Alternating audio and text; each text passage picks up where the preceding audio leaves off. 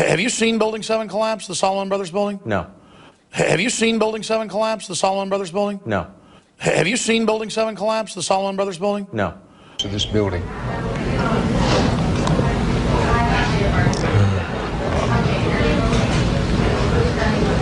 It's amazing.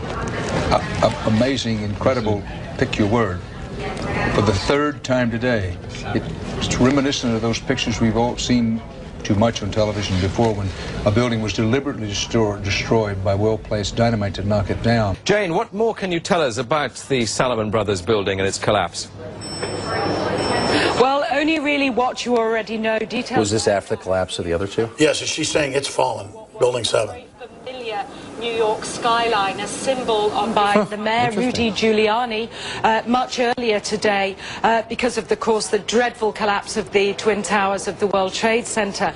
But New York very...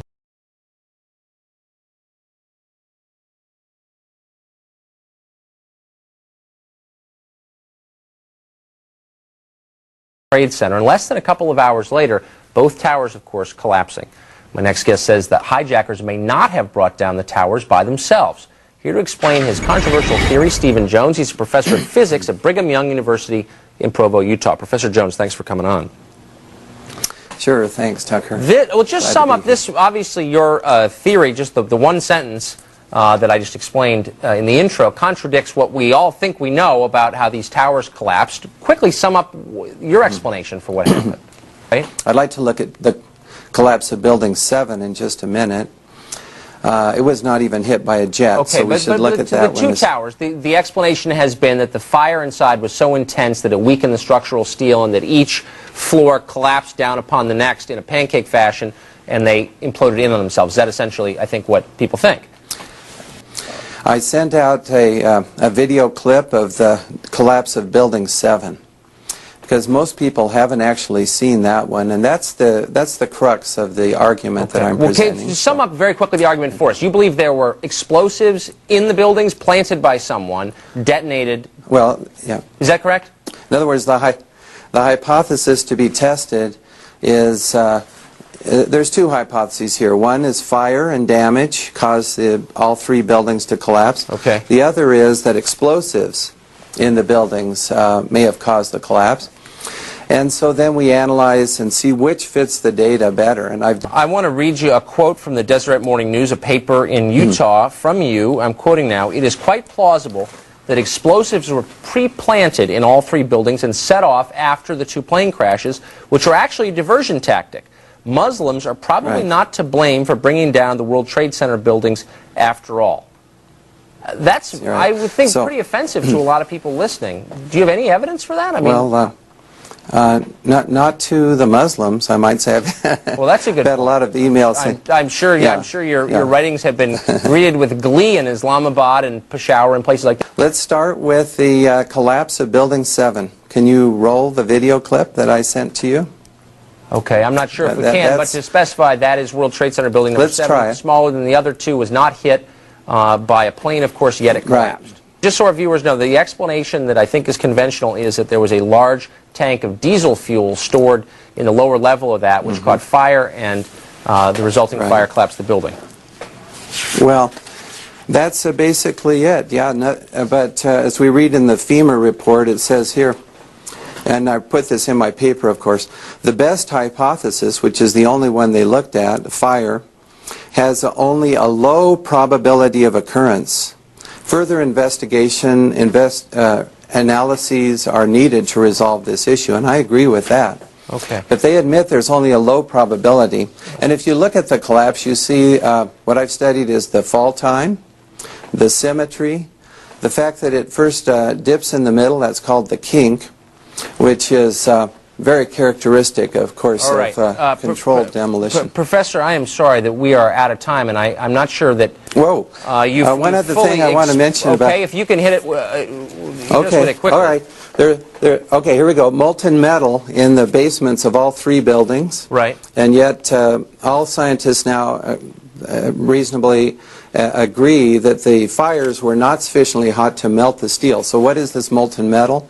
It's a direct evidence for the use of high temperature explosives such as thermite thermite produces molten iron as an end product. Okay. So well, we do have, yeah, it's a very short time, but people will read the paper, then I talk about the molten metal, the symmetry of the collapse, and the weaknesses and inadequacies of the fire hypothesis. Professor, we're going to have to leave it to our viewers who are interested enough to follow up to do just that. We appreciate your coming on, even if I don't understand your theories. We appreciate you trying to explain them. Thanks. Have you seen Building 7 collapse, the Salomon Brothers building? No. Oliver Stone's movie World Trade Center opened today, and for once, Stone doesn't suggest some vast conspiracy. On the other hand, he doesn't have to, because there are plenty of people doing it for him. My next guest is one of the leading voices in the increasingly noisy movement that claims our own government orchestrated the attacks of September 11th.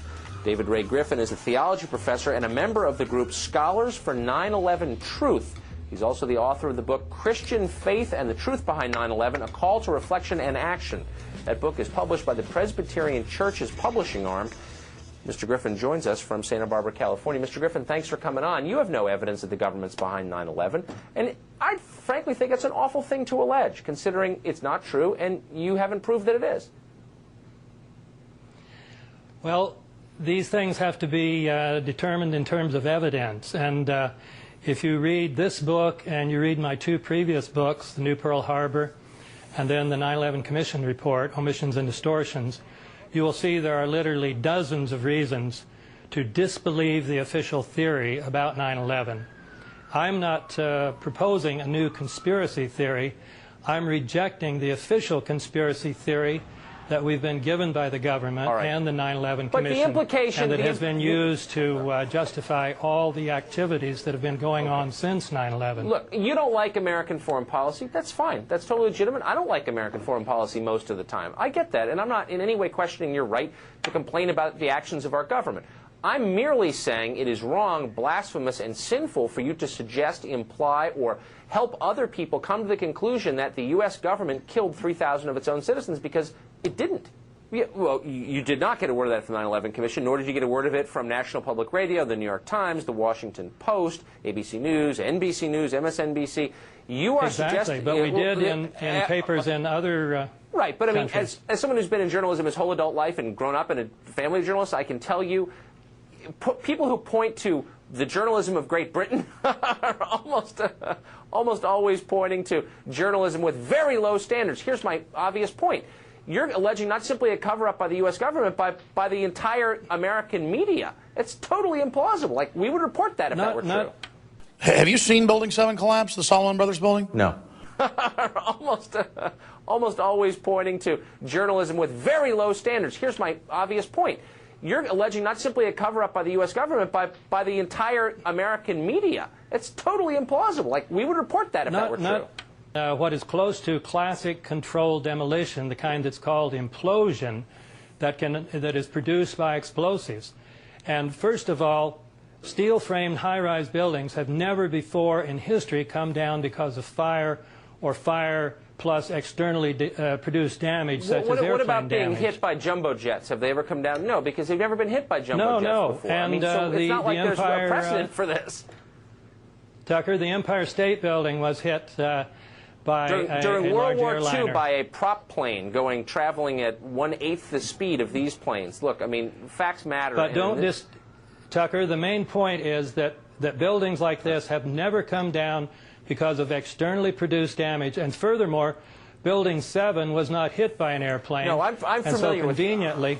I know, and it came, came down. But Mr. Griffin, I'm sorry. You also know that Tucker, you know that the 9/11 Commission did not even mention in their 571-page report the fact that Building 7 collapsed. I'm fully aware of that. I've actually read a lot. Have you seen Building 7 collapse, the Salomon Brothers building? No.